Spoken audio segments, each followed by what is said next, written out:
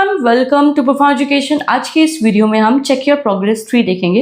ये हमारी last progress है वेक्टर्स 1 की। जो फर्स्ट पार्ट है वेक्टर का, उसमें ये लास्ट वीडियो भी होगी।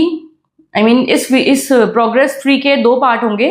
तो पहले पार्ट में हम कुछ क्वेश्चंस कवर करेंगे एंड सेकेंड पार्ट में भी हम कुछ क्वेश्चंस कवर करेंगे। तो सबसे पहले स्टार्ट करते हैं पहले ही क्वेश्चन से। पहला क्वेश्चन है, find a unit vector in the direction of vector P Q joining the points P and Q. हमने ये क्वेश्चन पहले भी कवर किया हुआ है। अच्छा, मैं बता दूं, इस प्रोग्रेस 3 के हम सारे ही क्वेश्चंस कवर करेंगे। मतलब हर एक क्वेश्चन का सॉल्यूशन हम इस वीडियो में देखेंगे इस प्रोग्रेस के लिए। तो ध्यान दीजिए, ये क्वेश्चंस हम फिर से कर रहे हैं क्योंकि ये वाले क्वेश्चंस सिर्फ मैं आपको यहाँ पे सॉल्यूशन करके दिखाऊंगी। आपको अपने एंड पर पहले खुद करके देखना है कि ये क्वेश्चन करने के लिए आपको कितना अभी तक प्रैक्टिस हो चुका है, क्योंकि ये क्वेश्चन डायरेक्ट क्वेश्चंस होते हैं। यहाँ पे वो यूनिट वेक्टर निकालना होता है, direction of the vector P Q.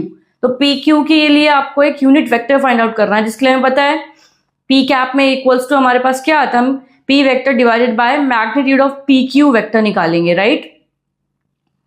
तो ऐसे हमारा यूनिट वेक्टर आ जाता है। तो उसके लिए पहले हम P Q vector find out कर लेते हैं। ये पी और क्यू है, मतलब ओ पी और ओ क्यू। अगर आप इसको कॉम्पोनेंट फॉर्म में लिख पाए तो अपना O Q and O P आ जाएगा पोजीशन वेक्टर्स। तो ये हो जाएगा 1 i cap 2 j cap plus 3 k cap. ये होगा -1 आई कैप प्लस 1 के जे कैप प्लस 2 के कैप। अब पी क्यू फाइंड आउट करने के लिए, क्योंकि पी क्यू के ही डायरेक्शन में फाइंड आउट करना है, तो हम क्या करेंगे, O Q minus O P, right. तो हमारे पास हम पी क्यू, मैंने बताया था आपको, पीछे वाले के लिए जितने जो आपके पास कॉम्पोनेंट फॉर्म होगी उसको पहले लिखेंगे, फिर आगे वाली कॉम्पोनेंट फॉर्म। तो इस तरीके से बीच में माइनस करेंगे, उनके माइनस साइन ओपन कर लेंगे तो साइन चेंज होंगे दोनों का, तीनों के लिए। ये हो जाएगा माइनस आई cap minus 2 j cap minus 3 k cap. आई कैप वालों को साथ में सॉल्व करेंगे, जे कैप वालों को साथ में, एंड के कैप वालों को साथ में। यहाँ पे मैंने साथ में लिख लिया है इनको। ये हो जाएगा -1 माइनस का 1 आई कैप कॉमन किया है मैंने, प्लस 1 ब्रैकेट में माइनस का 2, फिर ब्रैकेट में मैंने जे कॉमन किया है, जे कैप।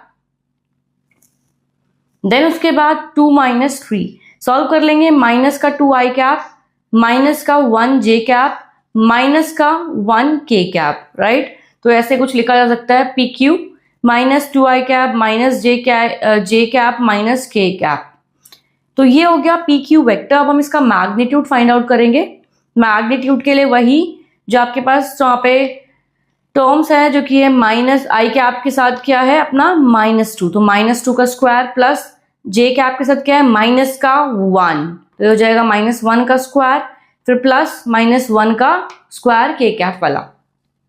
सॉल्व करेंगे इन्हें तो जाएगा 2 4 1 1 एंड ये हो जाएगा पूरा 6। तो रूट का 6 मुझे यहाँ मिला पी क्यू मैग्नीट्यूड। देन अब हम क्या करेंगे, therefore unit vector direction of P Q is P Q vector divided by magnitude of P Q. यही हमारे पास फॉर्मूला है यूनिट वेक्टर फाइंड आउट करने का किसी एक वेक्टर की डायरेक्शन में। तो हम इसके इक्वल करेंगे 1/√6 लिख दिया मैंने यहाँ पर, 1 मैंने लिख दिया। आप चाहे तो इसको डायरेक्टली जो आपका पी क्यू वेक्टर है उसको यहाँ लिख सकते हैं एंड डिवाइडेड बाय √6 कर लेंगे। फिर देन आप √6 को इंडिविजुअली डिवाइड भी कर सकते हैं हर एक कॉम्पोनेंट के साथ। आप इसको इतना भी छोड़ सकते हैं। तो रेस्ट ये हमारा आंसर है। इसी प्रोग्रेस का सेकंड क्वेश्चन देखते हैं। तो यहां पर हमारे पास सेकंड क्वेश्चन है, late P and Q be 2 points with position vector OP and OQ. Find the position vector of a point R which divides the line P and Q in the ratio 2:1. First is internally and second is externally. तो हम दोनों ही तरीके से करेंगे। Simple सा question है ये, तो हम डायरेक्ट हमें फॉर्मूला यूज करना होता है। MN और N हमें गिवन है, OP OQ भी हमें गिवन है, जिसको हम B वेक्टर और A वेक्टर भी कहते हैं। तो B वेक्टर और A वेक्टर हम साथ में सॉल्व कर लेंगे इसको फॉर्मूला में इंप्लीमेंट करके। P Q के लिए निकालना है, P और Q को तोड़ रहा है जो R इंटरनली, उसी के लिए पहले हम फाइंड आउट करते हैं। तो we have OP and OQ, हमने इसको इस तरीके से लिख लिया, and M is equals to 2 and N is equals to 1।